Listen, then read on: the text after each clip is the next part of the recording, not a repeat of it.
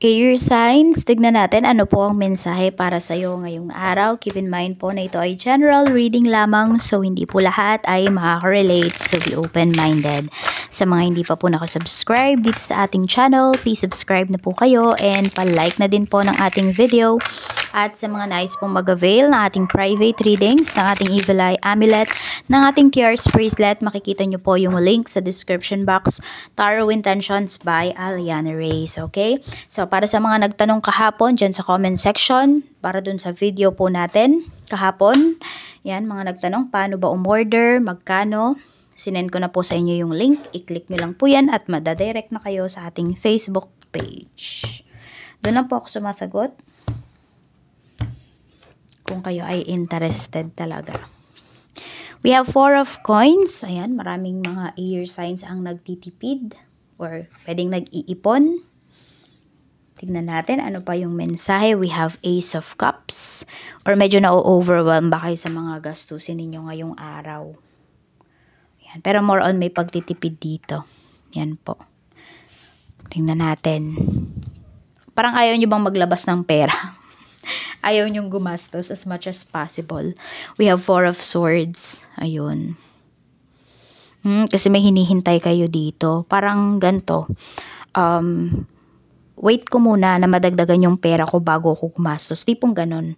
Or gusto nyo munang paikutin yung pera ninyo bago nga po kayo gumastos dito. Para tingnan natin ano pa yung mensahe para sa'yo. Spirit guide, mensahe pa po natin kay air signs. So, ingat-ingat po kayo kasi masama pa rin yung panahon. Ayan, hindi ko alam eh. I mean, hindi ako nakapanood ng TV. Wala kasi kaming TV. Yan. So, we have the snake. Ayun, kaya pala nagiging maingat na kayo dito.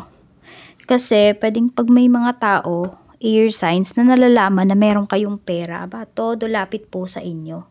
Parang puro kayo na lang yung nakikita nila. Parang kayo ba yung pag-asa nila, ganun yung lumalabas dito. Ayan. Tsaka meron din dito ha. Hindi ko alam kung ilang beses na ba kayo nawala ng pera or may nanloloko talaga sa inyo dito. Yan, mag-iingat kayo. Meron nga dito, air signs, parang ini-issue pa kayo kung saan nyo nakukuha yung pera ninyo. Kasi basta nyo pwedeng work from home kayo. So may mga tao dito, ini-issue kayo, oh si ano, ba't ano kaya ginagawa ni air signs, ganyan, no? Mga ganyan, basta nai-issue kayo dito kung saan nyo ba nakukuha yung pera ninyo. Pero alam nyo, hindi nyo makailangang ipaliwanag sa kanila. Diba? Mas maganda kayo na hindi nila alam kung saan mo ba kinukuha yung pera mo. Yan. Saan mo ba yan kinikita? Sa paanong paraan ba? We have, ayan, ano to? Yan, yung iba sa inyo, pwedeng twin flame nyo ata ang ka-deal ninyo. Pero parang hindi kayo nag-uusap. Mukhang may away kayo dito. We have wedding rings. Mukhang coldness ang pinapakita dito. So, pwedeng asawa nyo na to. Pwedeng karelasyon po ninyo. Cold ba ang energy? Coldness ba ang pinaparamdam sa inyo? Yan, siguro tinotoyo. Hindi, mukhang may problema kasi.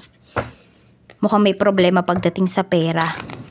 Ayan, or kung kayo to ng asawa mo, may problema ba kayo pagdating sa pera? Napagastos ba kayo nitong mga nakakaraan? So, pwedeng ngayon pa lang ulit kayo bumabawi. Ngayon pa lang ulit kayo nakaka-recover. Kaya, pwedeng it's either ikaw yung hindi nagpapahandle ng finances sa asawa mo or baliktad. Talagang hindi niya pinapahawak sa'yo yung pera ngayon. Kasi sumadong-sumado niya po yan. Tignan natin ano pa yung mensahe. We have 6 of Swords. Parang medyo magulo sa paligid ninyo ngayon. Kaya nga mag-iingat kayo. Hindi ko alam kung nasaan kayo air signs. Pero ayan, talagang ingatan ninyo yung mga belongings ninyo at saka yung pera po ninyo. We have Page of Cups. Meron dito naman ay happy naman kayo, no? Kahit nasabihin natin medyo magulo dyan sa lugar ninyo. Nakakaramdam naman kayo ng happiness. Ayun lang kasi, parang meron kayong mga hindi sineseryoso dito. Sabihin natin, sa lugar na to, nagpunta kayo, etas madaming nagsasabi sa inyo or, di ba, parang, uy, madaming malilikot yung kamay dyan, madaming magnanakaw dyan, ganyan. So, parang kayo, hindi nyo yun pinapansin. So, medyo maging maingat kayo dito, ha? We have 2 of Swords. Baka may mabudol pa sa inyo dito. Tingnan natin. Ayun o, ayaw nyo talagang gumastos ng malaking pera ngayon. So, pwedeng meron dito, naghihintay po kayo ng sales. We have King of Wands. Magulo yung to. Kung meron kayong ka-deal, sino man tong ka-deal ninyo, sino man yung kausap nyo ngayon, katransact ninyo ngayong araw, napakagulong kausap. As in, parang mabubwisit kayo. Kasi di nyo maintindihan yung mga sinasabi niya. Parang ganito.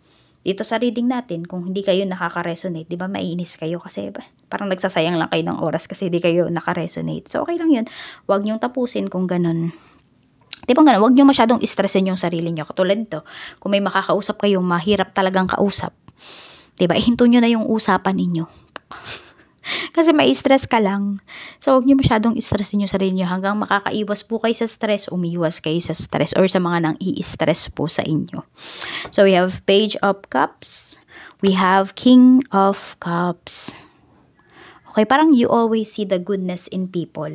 Yan yung nakikita ko sa'yo. Kaya ganito, parang, ano ba tawag doon? Yung, ayun, skeptical yung iba sa inyo. Parang hanggat hindi nyo nararanasan, di kayo maniniwala. So, kung sinasabi nga nung iba na, uy, mag-iingat ka dyan kasi maraming ganito, ganyan dyan. Di ka maniniwala. Hanggat hindi sa'yo nangyayari. Yan. Tignan natin, ano pa yung mensahe. We have the Chariot. Okay, meron naman dito. Kunwari, nagtitipid. Pero sa ibang bagay, parang doon kayo malakas gumastos. Hindi ko alam kung about sa sasakyan nyo yan eh. Or pwedeng may magpapagawa pa dito ng sasakyan. Or meron bang naghahanap dito ng sasakyan. Sinasabi 80%.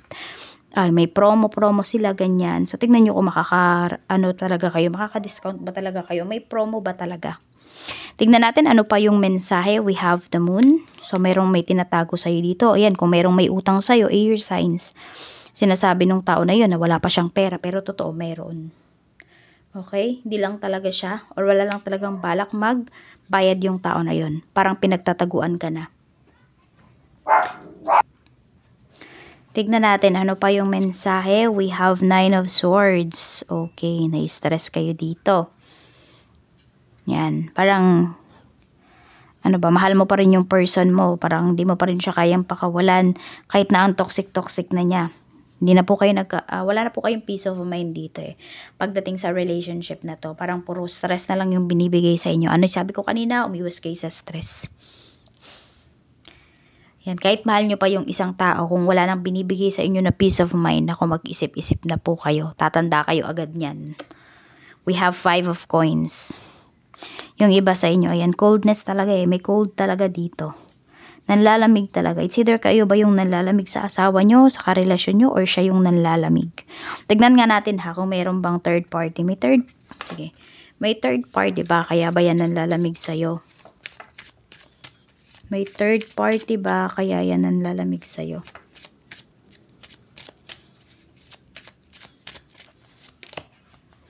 We have 4 of Wands. Mukhang nasa trabaho ang kanyang third party.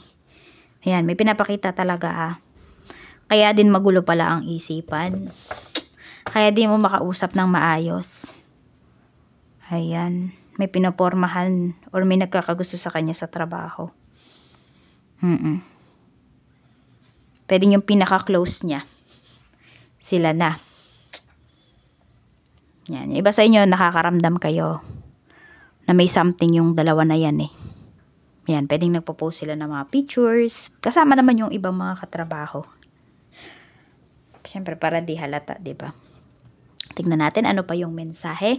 We have 9 of Wands. Okay, diba pinag-iingat talaga kayo dito ni Universe? Skeptical pa kasi yung iba sa inyo eh. Yan. So, mag-iingat daw kayo dito. Baka may stress kayo. Diba? Yung parang sa ganito, sa pagiging adventurous ninyo, may stress kayo. So, huwag nyo naman paabutin sa ganun, no? Na kailangan pa ma-stress kayo, ganyan, bago kayo maniwala. Tignan natin, we have, okay, 5 of Wands. May iwas yung iba sa inyo, may iwas talaga kayo sa gastos. Ayan, pero ingat kayo ha, kasi baka mamaya nga may manloko sa inyo dito. Yan, kaya mag-iingat po kayo. Tignan natin, ano pa yung mga mensahe na nandito. Okay. Ayan, wag talaga puro puso yung gagamitin ninyo dito, ha? Tingnan natin ano pa yung mensahe. Okay. Ayan, ingat kayo sa mga tinatanggap ninyo na message or mga kiniklik nyo na link ha. Mag-iingat. Tapos yung iba sa inyo, parang need nyo muna mag-focus sa work. Kasi nga parang may gumugulo sa isipan ninyo dito. Ganito, pag nasa work talaga kayo, work yung asikasuhin niyo. Pagdating nyo na lang sa bahay, tsaka nyo na lang isipin yung mga problema nyo sa bahay. Tapos, matulog kayo ng maayos. Healthy diet yung kailangan ninyo. Baka meron dito nagkakasakit na ear signs.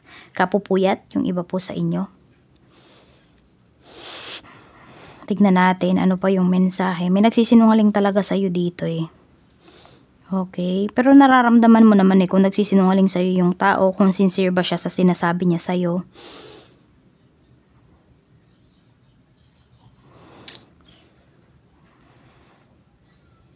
Tingnan natin. Ano pa ba? Meron pa ba ako nakikitang mensahe? Parang wala na. Ayaw nang gumana ng brain cells ko, no? Ayaw niya nang intindihin yung mga nandito. Wala na din ako napipick up na channeled messages. So, ayan lang po. Air signs, maraming salamat. Mag-iingat po kayo always and more blessings to come.